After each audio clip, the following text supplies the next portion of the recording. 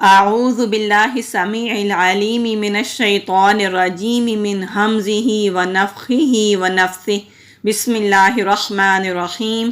السلام علیکم ورحمۃ اللہ وبرکاتہ۔ اللہم صلی وسلم علی نبینا محمد۔ صحیح بخاری اور مسلم میں حدیث ہے، حضرت ابو سعید خدری رضی اللہ تعالیٰ عنہ سے روایت ہے کہ نبی صلی اللہ علیہ وآلہ وسلم نے فرمایا، تم راستوں میں بیٹھنے سے بچو۔ صحابہ کرام رضی اللہ تعالیٰ عنہ نے عرض کیا، یا رسول اللہ صلی اللہ علیہ وآلہ وسلم، ہمارے لیے ان مجلسوں کے بغیر کوئی چارہ نہیں، ہم وہاں بیٹھ کر باتیں کرتے ہیں۔ رسول اللہ صلی اللہ علیہ وآلہ وسلم نے فرمایا، اگر تم نے وہاں ضرور ہی بیٹھنا ہے تو تم راستے کو اس کا حق دو۔ صحابہ کرام رضی اللہ تعالیٰ عنہ نے کہا، یا رسول اللہ صلی اللہ علیہ وآلہ وسلم، راستے کا حق کیا ہوتا ہے؟ آپ صلی اللہ علیہ وآلہ وسلم نے فرمایا، نگاہوں کو پست رکھنا، یعنی کہ نگاہوں کو نیچا رکھنا، تکلیف دہ چیزوں کو راستے سے ہٹا دینا یا خود تکلیف پہنچانے سے باز رہنا۔ یعنی کہ اگر لوگوں کو کوئی راستے میں ایسی چیز پڑی ہے جس سے لوگوں کو تکلیف ہو رہی ہے تو اس چیز کو راستے سے ہٹا دیں، یا اپنی وجہ سے کسی دوسرے کو کوئی تکلیف نہ پہنچائیں۔ سلام کا جواب دینا، یعنی کہ لوگ اگر آتے جاتے آپ کو سلام کرتے ہیں تو آپ ان کو ان کے سلام کا جواب دیں، یا پھر آپ خود بھی سلام کریں۔ نیکی کی تلقین کرنا، گزرنے والے لوگوں کو یا کوئی بھی آپ کو ملتا ہے تو اس کو آپ نیکی کی بات بتائیں، اور برائی سے روکنا۔ سبحان اللہ، دیکھیں ہمارے نبی صلی اللہ علیہ وآلہ وسلم نے ہمیں راستے کا حق بھی بتا دیا کہ یہ راستے کا حق ہے۔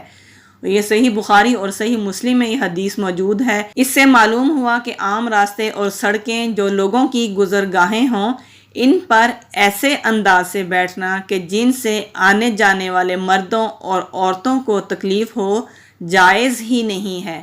اور جب صرف بیٹھنا ہی جائز نہیں ہے تو پھر ان پر تجاوزات قائم کر کے یا شادی بیاہ کے موقعوں پر ان کو بند کر کے ہزاروں لوگوں کو پریشان کرنا کیوں کر جائز ہو سکتا ہے، جو بدقسمتی سے ہمارے ملک میں بہت عام سی بات ہے۔ جب بھی کوئی شادی بیاہ کا موقع ہوتا ہے یا جب بھی کسی کے گھر میں کوئی فنکشن ہوتا ہے تو سڑکوں کو، رستوں کو بند کر دیا جاتا ہے، جو دوسرے لوگوں کے لیے نہایت ہی تکلیف کا باعث بنتا ہے، اور دوسرے لوگ اس وجہ سے بہت پریشانی اٹھاتے ہیں۔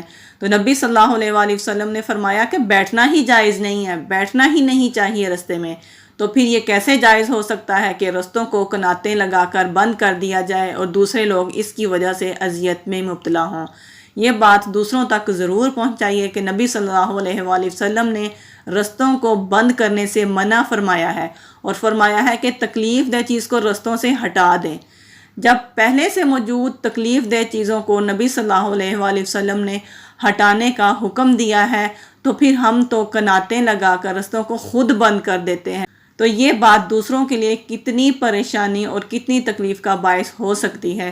اس لیے پلیز آئندہ سے اس بات کا ہمیشہ خیال رکھیے کہ ہمارے نبی صلی اللہ علیہ وآلہ وسلم نے اس بات سے ہمیں سختی سے منع فرمایا ہے۔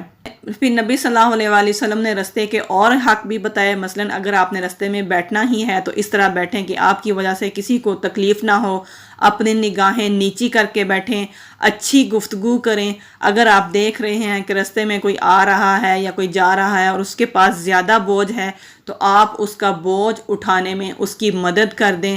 اگر کوئی مظلوم ہے، کسی پر ظلم ہو رہا ہے، اس کو روکنے کی کوشش کریں۔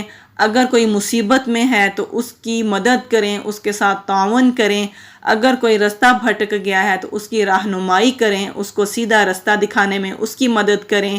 اگر کوئی راستے میں جاتا ہوا چھینک رہا ہے تو چھینک کا بھی جواب دینا ضروری ہے۔ چھینک کے بارے میں ہم پھر کسی ویڈیو میں بات کریں گے، کیونکہ چھینک کا جواب دینا بھی فرض ہے، جو کہ ہمارے ہاں کبھی بھی ایسا نہیں ہوتا کہ چھینک کا جواب دیا جائے۔ تو مجھے امید ہے آپ نے آج بھی کچھ نہ کچھ اچھا ضرور سیکھا ہوگا۔ اس ویڈیو کو بھی زیادہ سے زیادہ لوگوں تک شیئر کیجیے گا۔ بہت اچھی حدیث ہے، ہمارے ملک میں یہ برائی بہت زیادہ عام ہے، اس کو زیادہ سے زیادہ پھیلائیے گا تاکہ آپ کے لیے بھی یہ بات صدقہ جاریہ بن سکے۔ اگر آپ نے ابھی تک سبسکرائب نہیں کیا تو سبسکرائب بھی ضرور کیجیے گا۔ جزاک اللہ خیرن کثیرا و بارک اللہ فیکم۔ السلام علیکم ورحمۃ اللہ وبرکاتہ۔